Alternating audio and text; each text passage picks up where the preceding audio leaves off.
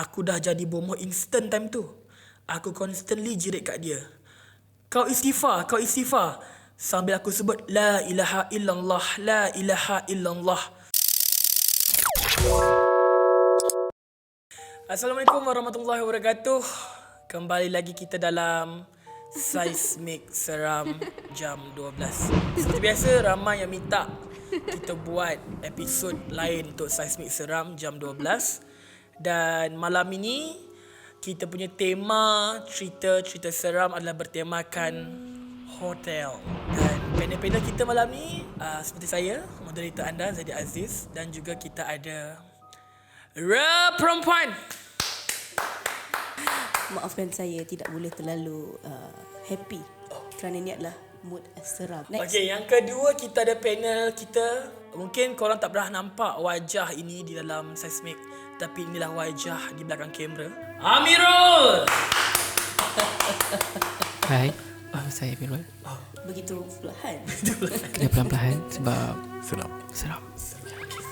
Seterusnya ini juga di belakang kamera, tapi selalunya di belakang kamera Obulan. Ini dia cameraman daripada Obulan yang banyak cerita juga. Ini dia Raja Amir atau dikenali sebagai Abang Kiki. Kiki. Abang Kiki. Dia ketawa. Okey, kita macam biasa hari ini dalam sesi seram kita akan bercerita mengenai kisah-kisah yang kita jumpa di internet. Dan ada juga kisah-kisah hari ini kita akan bacakan kisah-kisah yang dihantar oleh penonton, viewers kita sendiri. Dan seperti biasa, dan masing-masing akan menceritakan pengalaman mungkin pernah diganggu ataupun pengalaman mendengar cerita orang lain diganggu. Dan kita boleh mulakanlah.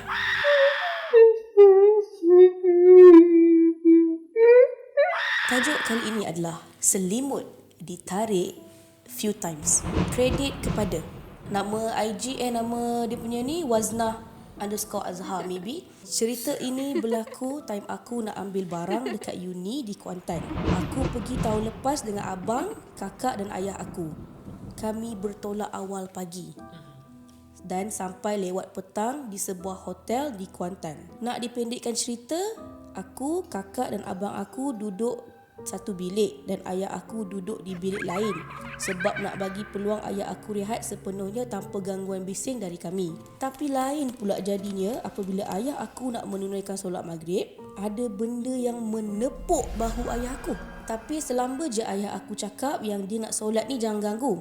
Dan benda tu pun stop ganggu. Lepas tu time ayah aku nak tidur tu, ayah aku selimutlah badan sebab sejuk. Lepas tu benda tu ditarik kain selimut ayah aku 1-2 kali jugalah. Dan lepas je kali kedua tu ayah aku terus cakap jangan tarik selimut, aku sejuk ni, dah pergi tidur.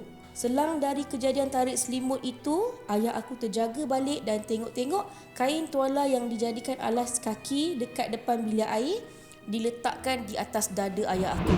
Lepas tu apa lagi, teruslah ayah aku buang ke atas lantai sebab kain tu kotor kan.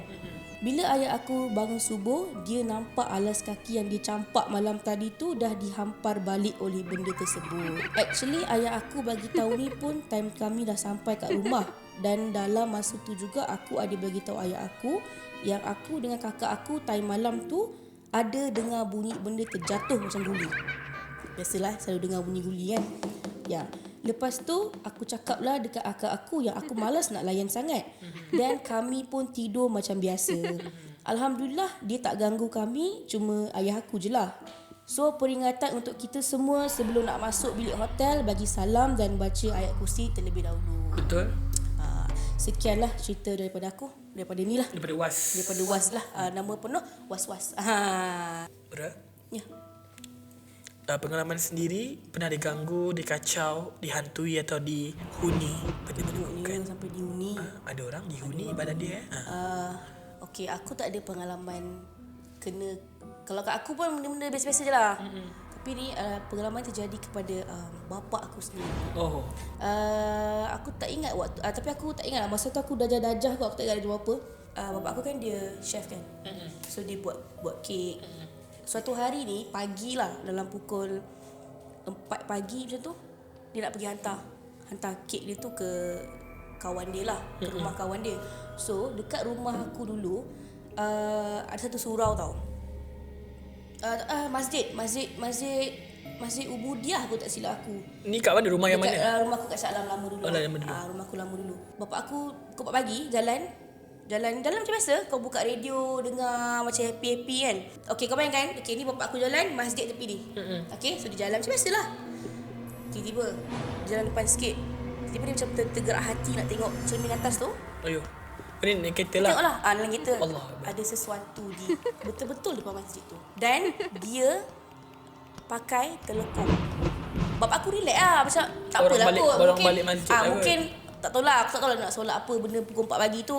Tapi masalahnya bapak aku macam okay, jalan je macam biasa, buat macam bodoh dengan radio. Tiba-tiba bapak aku terfikir, bukan ke masjid ni tengah renovate? So siapa nak lalu kat situ? Siapa nak sembahyang kat situ? Dan dia gelap. Lepas tu bapak aku jalan macam biasa. Dia pandang lagi cermin tu. Dia macam dalam filem betul, kau tahu tak? Filem hantu betul. Bapak aku pandang atas, dia pandang macam ni. Allah Akbar. Aku tak boleh boleh. Aku macam ni masuk Dia kita memang dia pandang kau macam ni. So kau akan nampak kat depan kau punya cermin atas tu, ni Kening. kan? Sampai ke sini wai. Kening dia sampai ke sini. Benda tu dalam Ni kereta bapak ke? aku cerita, dia dekat luar. Kat luar. Dia ini bapak aku cerita lah, aku tak tahulah. Tapi memang dia cerita kening dia macam ni yang panjang. Muka dia menggerutu. Oh, nampak muka sekali. Nampak? Aduh. Nampak?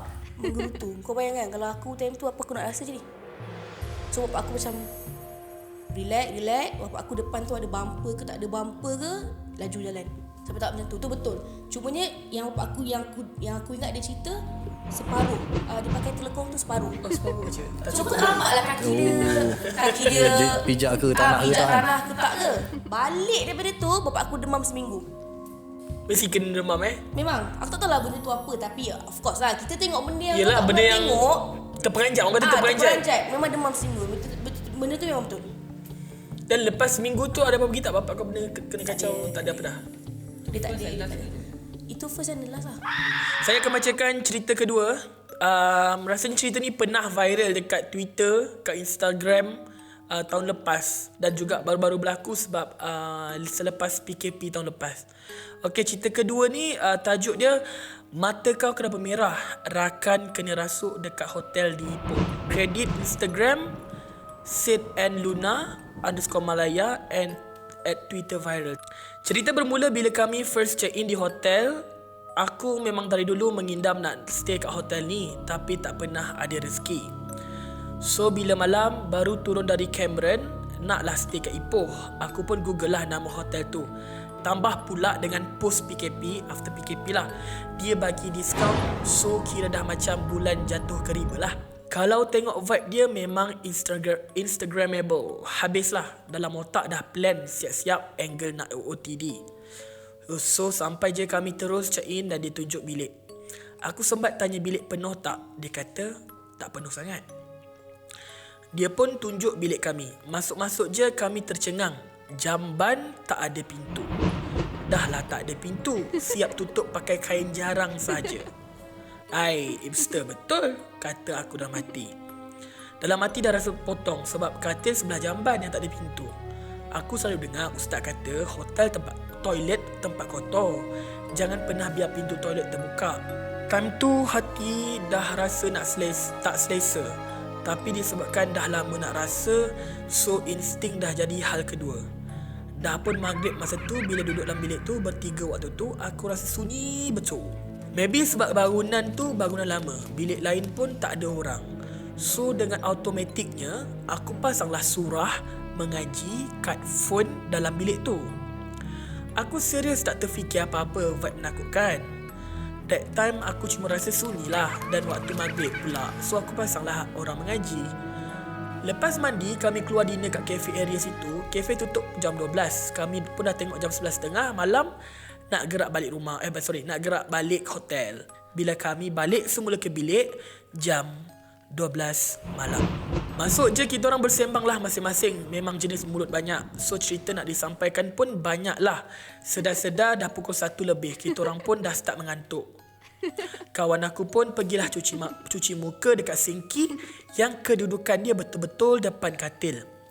Sebelum tu kawan aku ada cakap dia rasa tak sedap badan. Dia macam rasa ada something. Tapi dia tak bagi tahu lebih-lebih sebab tak nak potong steam kita orang. Aku perasan dia dah macam pelik. Aku cukup benci orang main-main pelik time-time macam ni. Bila dia cuci muka kat sinki tu, aku perasan mata dia merah padam.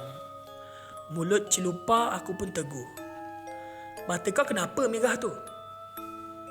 Dia pun tengok cermin dan terus cakap, shit lah, dalam nada cemas. Dia terus cepat-cepat basuh muka. Habis cuci muka, dia terus pergi kat tuala. Masa dia tengah gosok muka tu, dia sempat menyeringai tengok aku. Menyeringai tak? Bukan menjeling, menyeringai yang, faham tak? Dia bulatkan mata sambil senyum menakutkan direct ke aku. Menyeringai, dia gerakkan bibir atau muka untuk mengejek.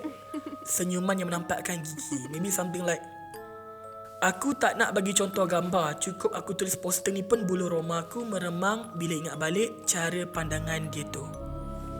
Lepas cuci muka, dia terus baring atas katil dan diam. Aku terus tak sedap hati dan panggil nama dia. Kot-kot lah dia gurau. Aku nak maki dia sebakul. Aku pun bangun, buka semua lampu dan begitu. Bila aku buka je lampu tepi muka dia, dia tengah mengiring tenung dinding. Mata terbeliak, merah tak berkelip. Aku pun naik suara. Aku panggil nama dia. Aku cakap, "Oi, kau okey tak ni?" Sesekali aku jerit nama dia. "Kau okey tak?" Masa tu otak aku dah fikir yang dia kena rasuk. Dah jam 2 pagi, hotel kosong. Mana aku nak gagau cari Pak Imam masa tu. Tiba-tiba dia bangun. Dia duduk atas katil. Dia duduk sambil tenung dinding dengan mata terbeliak. "Weh, kau cakap, kau jangan diam." Dia pun buka mulut dan cuba untuk paksa diri nak bercakap. Aku tak boleh nak cakap. Suara kawan aku dengan nada garau, nyaring dan tersekat-sekat guys. Aku dengan kawan aku seorang lagi tu pun berdiri dah tak senang duduk. Aku dah jadi bomoh instant time tu. Aku constantly jerit kat dia. Kau istighfar. Sambil aku sebut La ilaha illallah, La ilaha illallah. Aku nampak dia cuba sebut dan lawan. Tapi lepas tu dia terdiam dan paling muka dia agak arah aku sambil menyeringai. Sekali lagi. Time tu aku dah menjerit, istighfar, kau jangan senyap. Sebab bila dia senyap sekejap je, muka dia akan berubah dan dia akan menyeringai ke aku dan kawan aku. Sebelum dia bertukar jadi lebih ekstrim, aku beranikan diri pergi kat dia suruh dia mengucap. Tak lama tu dia istighfar dan mengucap. Lepas tu dia berdiri. Dia cakap, "Aku rasa kita kena keluar dari tempat ni sekarang." Dengar je ayat tu, aku dengan kawan aku seorang lagi tu terus capai barang-barang kita orang semua. Perasaan takut time tu hanya Tuhan saja yang tahu. Time tengah packing tu, kawan aku yang kena rasuk tu dia kata, "Selipar tu letak balik kat tempat dia. Dia tak suka." Aku pun menggigil sambil ambil selipar tu letak semula kat tempat asal. Sebab petang tu aku bawa selipar tu pergi kat kereta sebab tak nak pakai kasut. Dah ready nak caw, dia bunyi lagi. "Kita jangan tinggal apa-apa kat sini. Dia tak suka." Bilik dah clear, kami pun cepat-cepat keluar bilik dan tinggal kunci kat resepsionis. Seorang pun tak pandang belakang. Masuk je kereta, aku terus tekan minyak dan drive. Tak ada hala tuju yang kami pasti nak lari jauh dari tempat tu. Masa ni guys, jam 2 pagi. Jalan raya kat Ipoh tak ada seorang pun manusia time ni. Masa dalam kereta dia cakap, masa dia cuci muka tu, dia dapat rasa ada something kat jamban yang aku cerita awal tadi.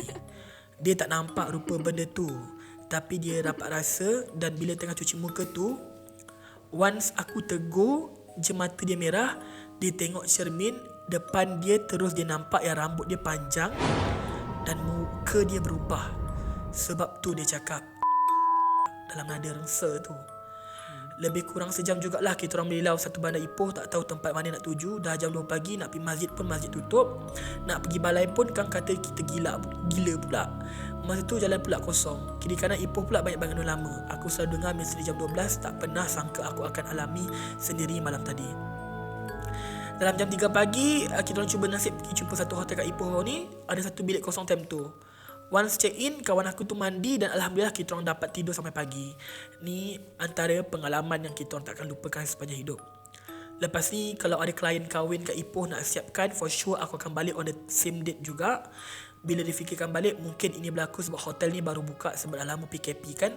Sudah lama kosong hampir 3 bulan. Kemudian toilet tak ada penghadang. Kan toilet tempat kotor. Dan tempat ni bukan sesuai untuk nak solat sebab toilet tak ada paip. Dan mustahil juga kalau orang Islam nak stay kecuali yang nekat macam kami. Pengalaman aku rasa aku pernah cerita benda ni kot. Aku dah pernah post kat Instagram. Yang pasal aku... Yes, aku pergi Thailand tu. 2019 aku ke Krabi, Thailand. Waktu tu solo trip. Solo trip. Memang nak pergi waktu tu sebenarnya awal-awal aku dah ajak dah member-member aku. Jom pergi-pergi. Diorang kata, sorry lah tak dapat kan semua. Busy semua. Mula-mula nak pergi Bali. Lepas tu tengok Bali tiket mahal. So solo trip, tak apalah. Pergi seorang je lah kan. Pergi tengok Krabi murah. Krabi memang murah time tu. Sebenarnya murah sebab musim hujan. Aku pun bodoh tak tengok forecast. So bila dah sampai Thailand tu, aku sampai hotel ni. Nama hotel ni, dia kalau kat Krabi, dia ada 2 part tau. Satu part yang bahagian yang lara punya tu, satu part yang bahagian yang party people nya, satu lagi part ujung-ujung tu bahagian yang Muslim street tu dekat masjid tu kalau korang pernah pergi kan. So aku ambil hotel yang bahagian dekat area-area masjid hutan sana tu sebab senang nak cari makanan halal. So boleh jalan kaki je. So kejadian ni berlaku pada malam pertama. Aku stay situ 3 hari 2 malam. Kejadian berlaku malam pertama masa before birthday aku. Pergi solo trip waktu birthday. Macam soul searching orang cakap. So pergilah. Kalau korang nak tahu, tempat hotel ni memang dekat hutan. Dia memang hotel belakang tu yang macam batu kapur yang kat Ipoh tu. Perasan tak? Memang hutan situ. So memang buka je pergi kat balcony belakang bilik aku tu, ada swimming pool kat bawah. Tepi memang batu kapur, hutan-hutan. So aku memang tak pernah lah solo trip. Tapi aku pernah tidur hotel seorang-seorang. So aku tak adalah risau sangat. Tapi bila malam tu, lepas aku balik dari dinner, bila jam 11 lebih kot, waktu birthday tu, ramailah kawan-kawan dekat WhatsApp. Happy birthday jadi ni semua kan. So waktu tengah-tengah layan tu, tengah main phone semua, tiba-tiba aku dengar bunyi tak, tak, tak, tak. So bila dengar tu aku pelik lah, ni bunyi apa kan. Lepas tu aku tengok kat balcony tu lampu terpadam. Lampu tak padam lah, macam kan balcony ada lampu luar tu kan.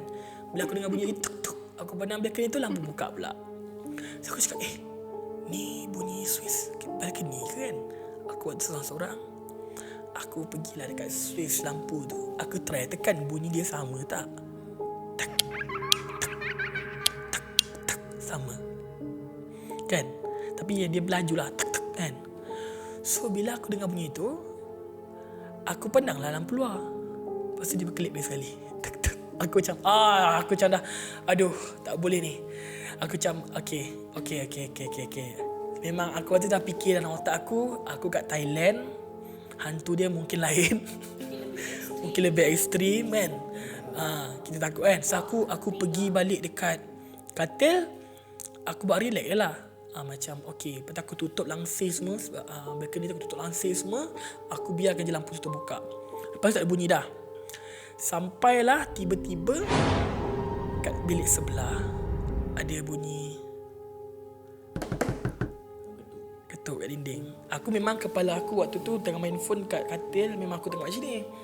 So aku dengar tek-tek tu, aku pandang belakang macam macam bunyi orang ketuk kan. Tapi aku buat tak layan je lah. Lepas tu bila aku tak layan, dia bunyi lagi. Lepas tu aku macam buat dia perlahan dia macam perlahan dia macam kalau macam dengar sibik-sibik dengar. So waktu tu aku macam okay, tak ada apalah kan, fikir ada orang kot sebelah. Lepas tu dengarlah bunyi kursi bergerak kat sebelah. So aku memang dalam otak aku, okay ada orang kat sebelah. Sebenarnya ada orang tak tahulah terlanggar dinding ke apa kan. Honeymoon ke boleh jadi juga. Tapi the moment aku realise yang memang bukan orang, bila dia dah start main cakar kat dinding tu. Dia cakar. Lepas tu bila dia cakar tu, aku macam aku pandang lah belakang. Aku rasa macam Boleh rasa benda tu bulu rumah aku tu segak waktu tu. Tak aku cakap ni apa kan. Lepas tu aku duduk balik. Lepas tu aku WhatsApp member aku. Dia borak-borak happy birthday semua. Aku cakap lah wait aku rasa macam ada benda lah bilik ni. Ada apa je dia, ada apa. Tu aku biarkan member aku tu dulu. Lepas tu Bila dah bunyi tu macam tu, aku diam. Aku tak dengar. Macam tak ada apa-apa lah aku kan. Lepas tu tiba-tiba akan bunyi bagi kursi katil. Dan bunyi syakar tu makin kuat. Random macam zap. Macam kau dengar tak bunyi kuku yang macam besi tu kan. Aku macam kenapa lah orang sebelah nak main gurau-gurau macam ni kan. Lepas tu aku ketuk lah. Aku ketuk balik. Sebab aku dah stres. Sebab aku cakap ni tak boleh tidur ni. Tapi aku dah macam nak sedapkan hati. Aku pergi keluar. So aku ketuk pintu. Ketuk pintu lah kan. Hello. Anyone here? Hello. Memang kalau kita hotel kan kita boleh nampak lampu kan kat bawah pintu tu. Tapi waktu tu memang gelap. So bila aku ketuk tak ada orang sahut. So bila aku masuk balik bilik, dia ada lagi bunyi-bunyi tu, tapi tak kuat macam tadi. So aku tak tahu aku macam mana cakap sumpah ni tak tipu. Aku tahu aku berani macam mana. Aku ketuk balik. Aku cakap jangan ganggu, aku nak tidur. Sebab orang kata kadang-kadang dia nak kacau je. So aku cakap macam tu. Dan tu aku semayang. Malam aku semayang. Semayang isyak. Lepas tu waktu tu dah semayang tu, aku baca-baca sikit. Tapi sampai 2-3 pagi aku cari risau tidur. Lala aku terlelap sampai pagi. Cerita yang ketiga, tajuk dia Perempuan Misteri dan Aksiden Bunuh Diri di Hotel Lama Genting Highland. Kredit kepada Lily Suryani, Misteri Blogspot dan Penunggu.com. Secara ringkas, sebelum kita bercerita tentang pengalaman Ina, antara pengalaman yang biasa didengar bagi mereka yang pernah menetap di hotel itu, kadang-kala terlihat kononnya kelibat wanita yang terjun bunuh diri. Tetapi sebenarnya bukan benda tersebut terbang dan kelihatan seperti sedang terjun. Cerita Ina bermula apabila dia yang pernah menetap bersama ibu bapanya di situ diganggu satu kejadian yang aneh. Kata Ina, setiap kali dia menaiki lift seorang diri, pasti ada seorang wanita yang sama-sama akan menaiki lift bersamanya. Pada mulanya, dia tidak kisah bila dia asyik menaiki lift yang sama dengan wanita itu untuk berapa kali. Sehinggalah pada suatu hari, Ina terdengar perbualan ibu dan bapanya berkenaan dengan gangguan-gangguan di sebuah hotel di Genting Highland. Entah bagaimana, suatu hari Ina terjumpa satu artikel akhbar lama tentang kisah seorang wanita berbangsa Cina yang pernah mati bunuh diri di hotel itu. Apabila dia amati, wajah wanita adalah orang yang sama-sama menaiki lift dengannya selama ini. Selain dari kisah Ina ini, antara kisah yang selalu didengari oleh mereka yang menyewa di situ adalah sering diganggu dengan bunyi orang berlari, wanita mengilai, TV terbuka sendiri dan kelibat seorang wanita sedang terjun bunuh diri. Tetapi bila dilihat di bawah, tiada pun jasad wanita yang telah terjun tersebut. Tempat ini juga dikatakan berhantu kerana lokasinya sering dikaitkan dengan kes bunuh diri orang yang kalah judi di Genting Highland, sekaligus menjadikan tempat itu menyeramkan. Dikatakan juga ada sebuah bilik berpalang dalam apartmen itu yang kononnya dijadikan tempat menyimpan hantu kasino di Genting Highland. Satu filem seram Malaysia yang berjudul Haunted Hotel 2 arahan Ron Lee pernah menjalani penggambaran di sini. Menurut salah seorang pelakon yang pernah dibintangi filem tersebut, dia mendedahkan dia pernah terdengar bunyi ketukan pintu ketika penginapannya di situ. Okay, ini kisahku yang sebetul-betulnya.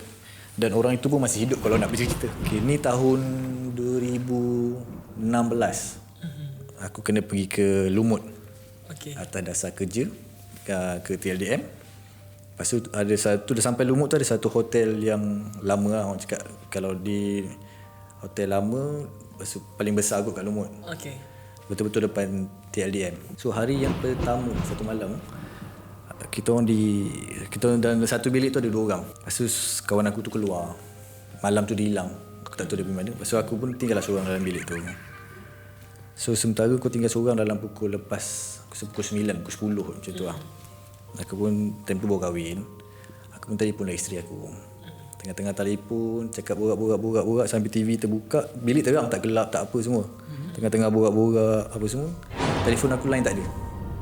Aku kira dalam 20 second. Aku pun cakap dengan rumah, hello, dia tak jawab. Aku pun off handphone. So aku call balik. Lepas aku call balik dia terus cakap, kenapa buat suara orang mengilai? Tu dalam telefon. Bila dia cakap suara mengilai, aku cakap mana ada. Jangan tipu lah, buat suara apa orang mengilai macam menangis apa. Cakap aku terfikir, cakap aku line tak dapat ni. Tapi dia dengar orang mengilai, line tengah putus tu. Cakap dia mana ada. Sementara kau tengah pandang ke kiri tu, cakap tak ada je, kau akan rasakan berdekat belah kanan kau ni, belakang ni dia timbul. Aku memang boleh rasa satu ngaung badan kembang. Cakap dia sudah, cakap dia ni kalau aku pandang kanan dia terjah, takut aku pengsan. Aku pun buat tak tahu, cakap dengan isteri aku, bacalah doa apa-apa ke, ayat kursi ke apa. Sebab dia pun tidur seorang, aku pun tidur seorang.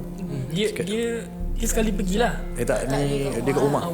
Tapi time aku cakap tak ada orang mengilai tu, aku tak buat main-main tu, aku akan rasa satu macam ada benda makhluk akan timbul belakang kau. Memang Nampaklah tapi nampak dia, kau rasa macam kau bila rasa macam kalau orang ada orang kan dekat kiri kita boleh rasa kan dia punya hit tu kami rapat cakap sudah ni ada belakang aku ni apa semua ni kan. Sampailah kau rasa macam kau tak boleh apa, kau macam time benda tu jadi kau tak tahu nak buat apa tau. Aku cakap dengan orang rumah, bacalah apa-apa, lepas tu tidur buka lampu.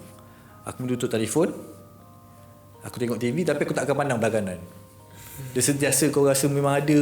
Aku pun buat tahu, cakap sudah ni kawan aku bila nak balik ni apa semua ni kan. Aku nak dia lah dah agak seram kan kau nak keluar kan benda. Sebab aku pun tidur dah belah kanan, katil yang kanan. Kalau aku keluar kan dah tentu berjumpa kan. Aku macam tak apalah, tawakal. Aku baring belah kiri, aku tarik selimut, aku pejam mata. Tajuk dia Gangguan di Hotel dan Si Kelibat Berselubung, dan dikredit kepada Fiction Shasha. Penulis Khairul Ikhwan. Alright. Saya ingin berkongsi kisah seram saya yang terjadi di tempat kerja saya. Saya bekerja sebagai reception di salah sebuah hotel di Ipoh, Perak. Ipoh ni.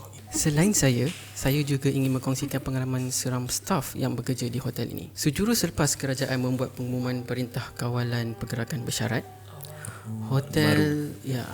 hotel kembali beroperasi seperti biasa. Cuma keadaan agak berbeza kerana kekurangan tetamu-tetamu hotel yang menginap. Seminggu beroperasi, saya bekerja shift malam berseorangan.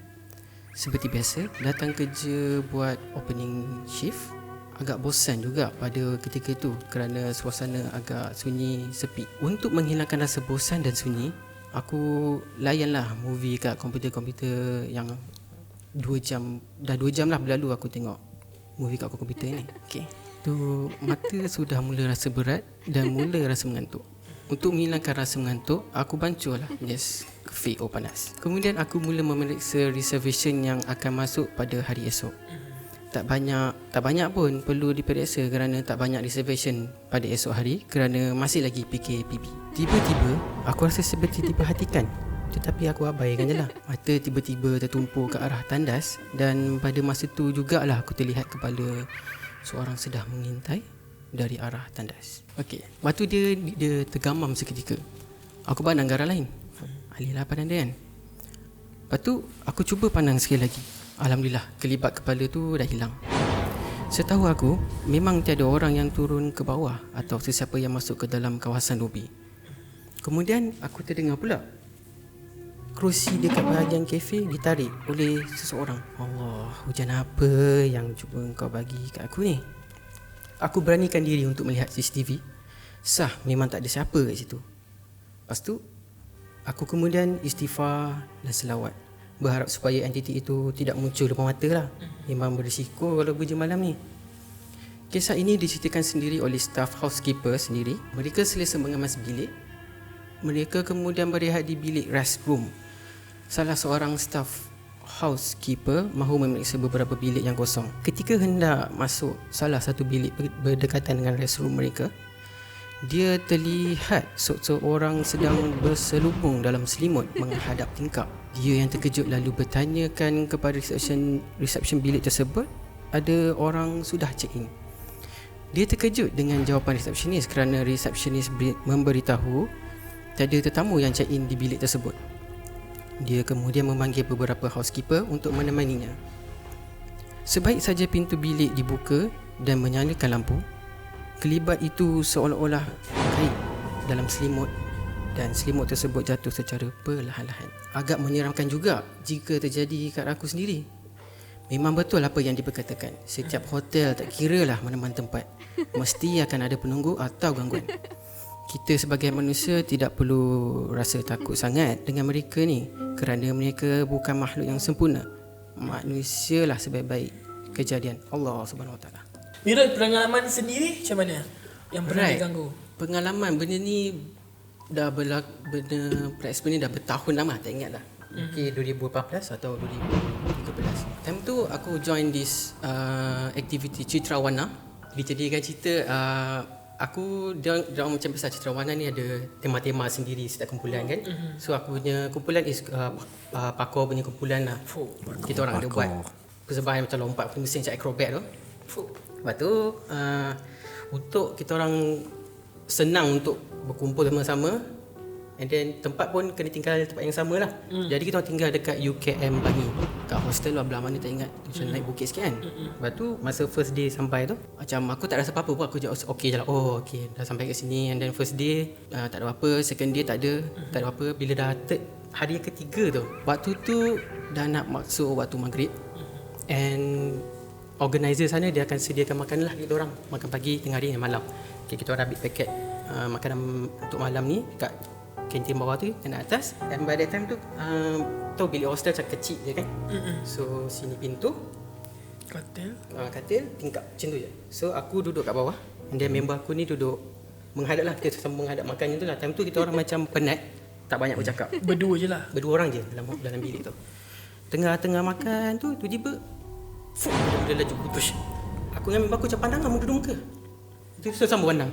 Duduk kat tingkap tu?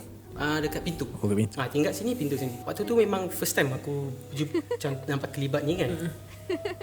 Dia macam western movie ke, macam curious lah, macam nak lagi tengok lagi dekat kan. Aku time tu jujurnya aku tak takut. Sebab aku pelik. Dia tiba-tiba macam laju warna putih. Dan aku cakap member aku, kau nampak kan? Tu memang cakap nampak.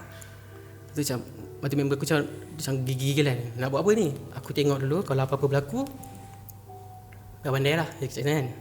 Tu aku macam okey. Aku tu slow, aku para member aku ready itu. Aku macam terus keluar kepala tengok kanan. Tapi benda tu belah kiri kan. So sekarang aku dah kena tengok belah kiri kan. Aku macam okey, apa-apa jadi kena nampak kat depan muka, settle lah Mirul. Mana sini?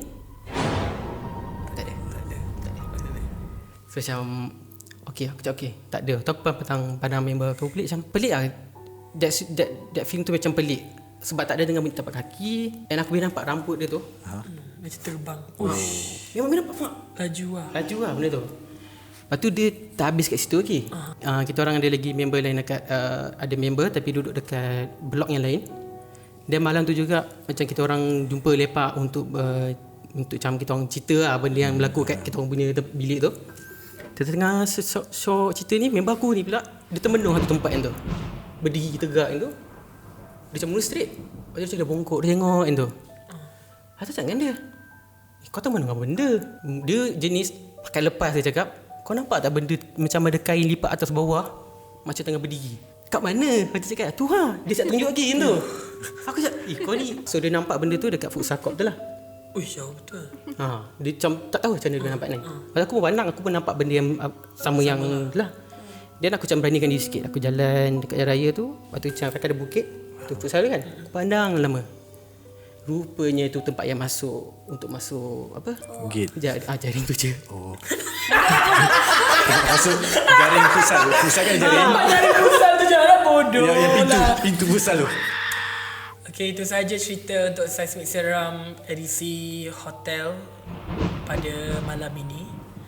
Terima kasih saya ucapkan kepada panel-panel kita. Ada Ramzul, Amirul Yazid dan juga Kiki. Raja Amir atau lebih dikenal sebagai Abang Kiki. Terima kasih. Okay, itu saja untuk anda. Dan untuk next video saya seram, kita akan ambil cerita-cerita yang anda dah komen kat bawah. Mungkin lepas ni tak ada edisi apa-apa.